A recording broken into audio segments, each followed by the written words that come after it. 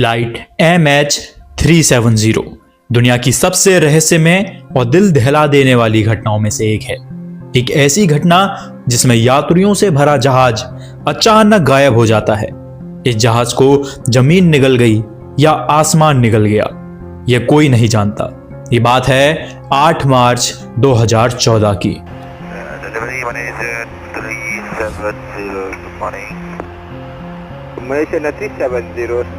Malaysian airlines की एक flight MH370 रात के 12:42 पर कोलालमपुर से उड़ान भरती है और अगले 5.5 घंटों में इस फ्लाइट को बीजिंग पहुंचना है। यह फ्लाइट इस रूट पर आमतौर पर चलती रहती थी।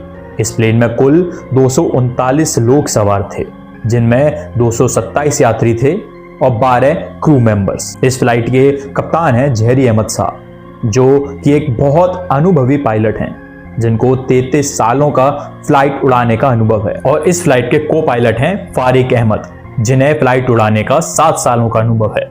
रात के 1:08 पर यह फ्लाइट मलेशियन कोस्ट लाइन को पार करते हुए साउथ चाइना सी के ऊपर पहुंच जाती है।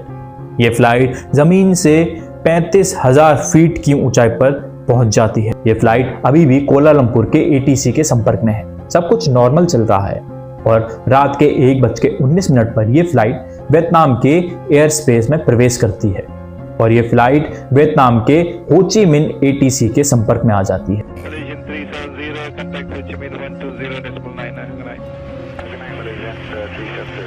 और फ्लाइट के कैप्टन कोलालमपुर ATC को गुड नाइट बोलकर आगे बढ़ते हैं और ये इस फ्लाइट से आने वाली आखिरी शब्द थे। वियतनाम एयर स्पेस में पहुंचने के करीब 2 मिनट बाद यह फ्लाइट कोलालमपुर ATC के रेडार से गायब हो जाती है।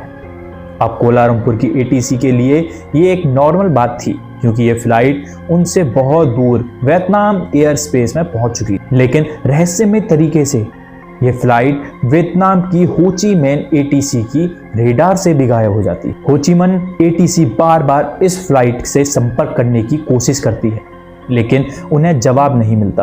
होमन ATC इस गायब हुए प्लेन के बारे में तुरंत कोलालमपुर के ATC को बताती है। किसी को समझ नहीं आ रहा था कि ये फ्लाइट क्यों और कैसे और कहां गायब हो गई। और इस घटना के बाद फ्लाइट MH370 बन जाती है इतिहास की सबसे बड़ी एविएशन की मिस्ट्री। नमस्कार दोस्तों, मैं हूं उदय वशिष्ठ और स्वागत करता हूं आपका मिस्ट्री फीस्ट यूट्यूब चैनल पर। सभी को लग रहा था किसी तकनीकी खराबी की वजह से इस फ्लाइट से संपर्क नहीं हो पा रहा। देखते ही देखते सुबह हो जाती है और सुबह 6:30 बजे इस फ्लाइट को बीजिंग में लैंड करा जाना चाहिए था, लेकिन यह फ्लाइट वहां पहुंची ही नहीं।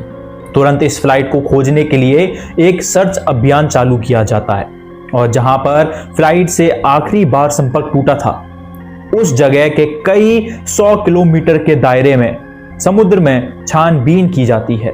यह सर्च अभियान इतना बड़ा था कि इस फ्लाइट को ढूंढने में 7 देशों ने अपने अपने शिप्स और एयरक्राफ्ट को इस सर्च अभियान में शामिल किया। इस प्लेन को ढूंढते ढूंढते करीब 3 दिनों से भी ज्यादा का समय गुजर जाता है, लेकिन खोज दल को इस फ्लाइट का कोई भी सुराग हाथ ही नहीं लगता।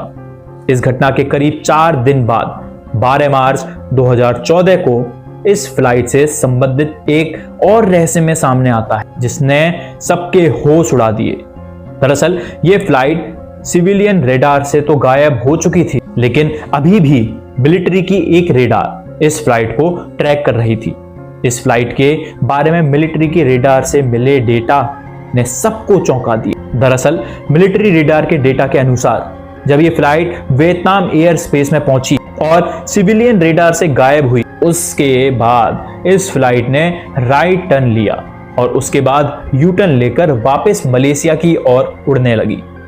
और 31 मिनट के बाद जहाज ने पिनांग शहर को पार करते हुए मलास्का स्ट्रेट के ओवर टर्न लिया और ये फ्लाइट अंडमान और निकोबार आइलैंड की ओर उड़ने लगी। रात के 2:22 तक मिलिट्री रेडार ने इस जहाज को ट्रैक किया।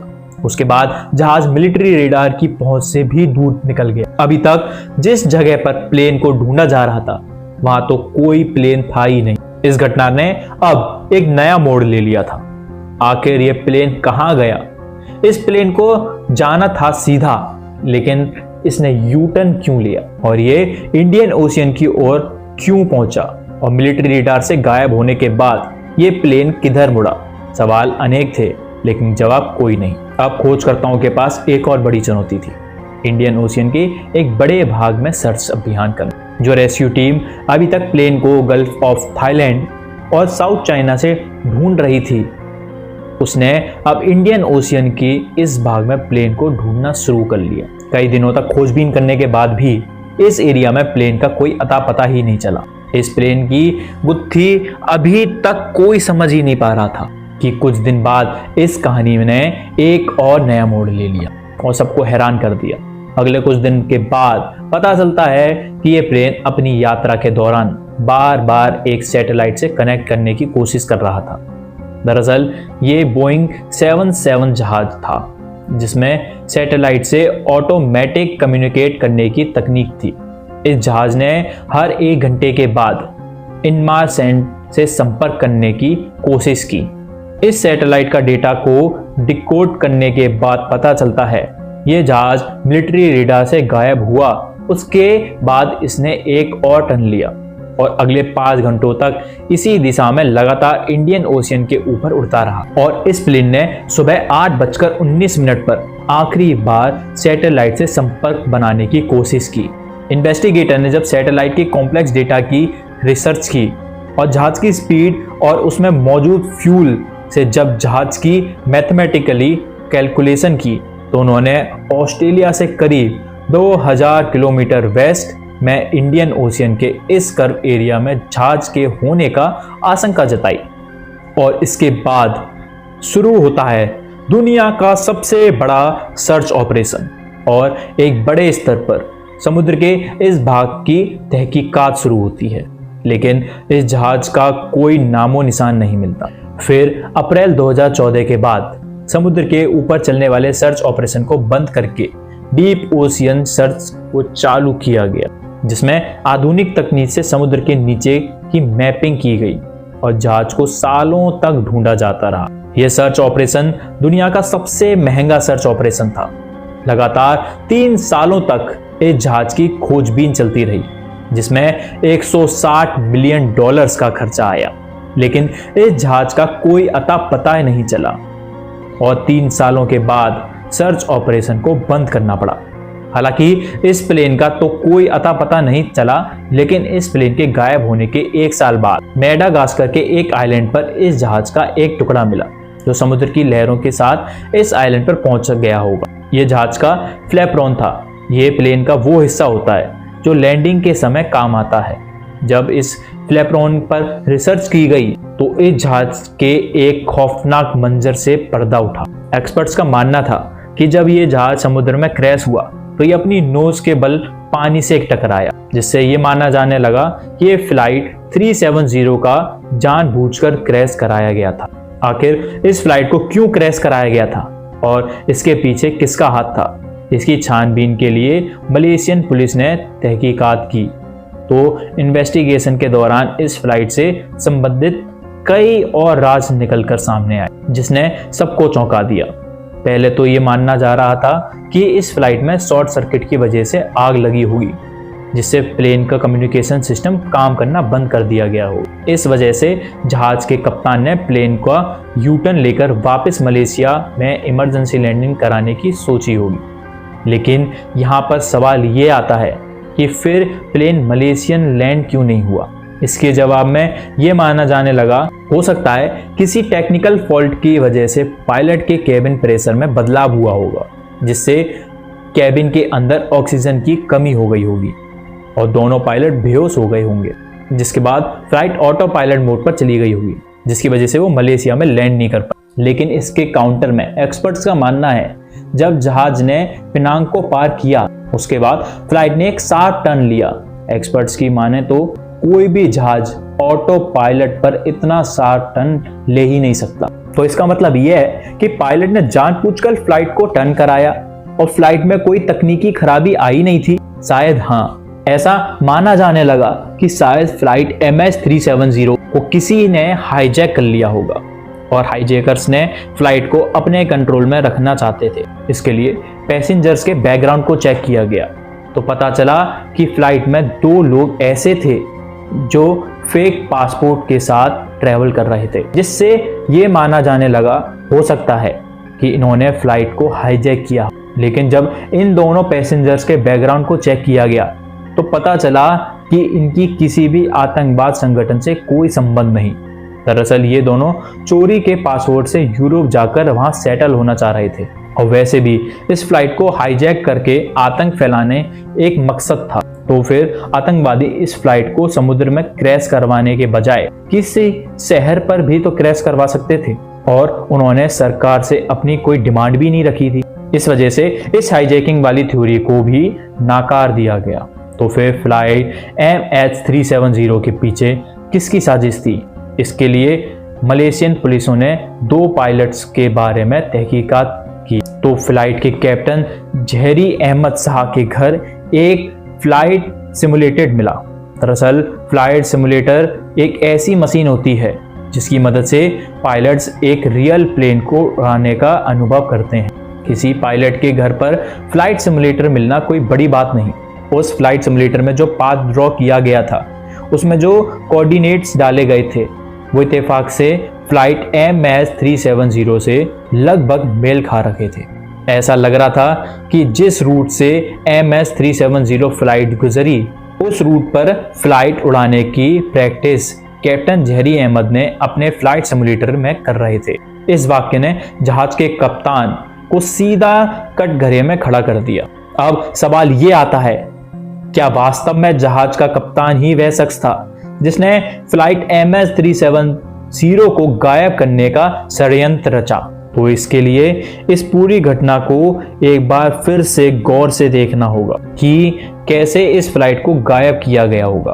दरअसल कुछ ऐसा हुआ होगा कि प्लेन के टेक ऑफ करने के 42 मिनट बाद जब प्लेन वियतनाम एयर स्पेस में प्रवेश किया होगा तो मलेशियन ATC ने प्लेन को वियतनाम ATC को हैंड ओवर कर दिया। लेकिन वियतनाम ATC बार बार कोशिश करने के बाद भी प्लेन के साथ संपर्क नहीं बना पा रही थी। प्लेन का ट्रांसपोंडर या तो खराब हो गया हो या उसको जानबूझकर बंद कर दिया गया हो। दरअसल ट्रांसपोंडर एक ऐसी डिवाइस होती है जिसके द्वारा प्लेन ग्राउंड पर मौजूद ATC से संपर्क बना पाता है और अपनी एक्चुअल लोकेशन के बारे में ATC को बताता है। चलो ट्रांसपोंडर बंद हुआ यह अलग बात थी, लेकिन MH370 एक आधुनिक जहाज था जिसमें ATC से संपर्क बनाने के लिए 4 से भी ज्यादा तरीके थे और सारे कम्युनिकेशन डिवाइसेस एक साथ खराब हो जाएं, ऐसा एविएशन के साथ इतिहास में पहली बार हुआ था। मतलब साफ था कि सभी कम्युनिकेशन डिवाइस को जानबूझकर बंद किया गया था। अगर प्लेन में कोई तकनीकी खराबी होती तो प्लेन यूटर्न के बाद लैंड क्यों नहीं किया गया?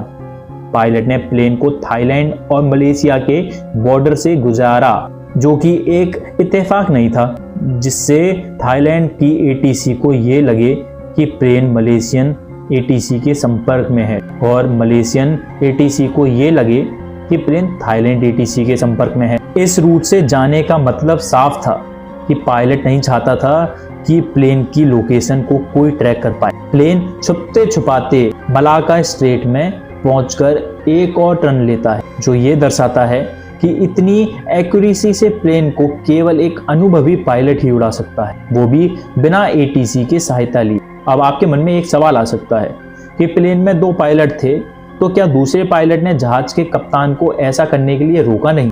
तो इसका जवाब ये है कि प्लेन जब टेक ऑफ करता है तो दोनों पायलट प्लेन के हाई एल्टीट्यूड तक पहुंचने में बिजी रहते हैं। उसके बाद प्लेन क्रूज मोड में पहुंच जाता है। उसके बाद पायलट को कुछ खाली वक्त मिल जाता है। खाली वक्त में को पायलट कॉकपिट के बाहर चाय या कॉफी पीने के लिए गया होगा। इतने में कैप्टन ने कॉकपिट के डोर को बंद कर दिया और कॉकपिट का डोर इतना सिक्योर होता है उसे केवल अंदर से ही खोला जा सकता है और कॉकपिट में प्लेन के अंदर ऑक्सीजन को कम और ज्यादा करने का ऑप्शन होता है। अगर कैप्टन ने प्लेन के अंदर ऑक्सीजन का फ्लो कम कर दिया होगा तो इससे यात्रियों का दम घुटने लगा होगा, जिससे वो अपनी कॉन्शियसनेस खोने लगे होंगे। पायलट प्लेन में छुपते छुपाते समुद्र के वीरान हिस्से में ले गया जहां वो प्लेन को क्रैश करा सकता था। हालांकि प्लेन को पानी में लैंड कराया जा सकता था और ऐसा इतिहास में कई बार किया जा सका है, लेकिन इसके लिए प्लेन को हॉरिजॉन्टल लैंड कराना होगा। लेकिन MH370 को वर्टिकल नोज के बल पानी में क्रैश कराया गया, जो पायलट को इस घटना में शक के दायरे में खड़ा कर देता है। हालांकि ये महज एक थ्योरी है। प्लेन को जहाज के कप्तान ने ही क्रैश कराया होगा, क्योंकि इस प्लेन के साथ होने वाली इंसिडेंट कैप्टन जहरी अहमद शाह की ओर ही इशारा करती है। लेकिन सच क्या है, अभी तक रहस्य है। हालांकि कुछ लोग ये मानते हैं कि जहरी अहमद शाह कुछ दिनों से अपने घरेलू मतभेदों की वजह से डिप्रेशन में चल रहे थे। इस वजह से उन्होंने सुसाइड करने के लिए पूरा प्लान रचा। लेकिन इस बात में कितनी सच्चाई है, ये भी कोई नहीं जानता। MH370 के साथ 239 लोग गायब हुए थे, जिनका आज तक कोई अता पता नहीं है। तो ये थी the mystery of flight MH370। अगर आपको इस वीडियो से थोड़ी भी नॉलेज मिली हो या वीडियो पसंद आई हो तो इस चैनल पे आए हैं तो सब्सक्राइब करे बिना मत जाइएगा, और वीडियो इतनी देख ली है तो वीडियो को लाइक भी कर दीजिएगा।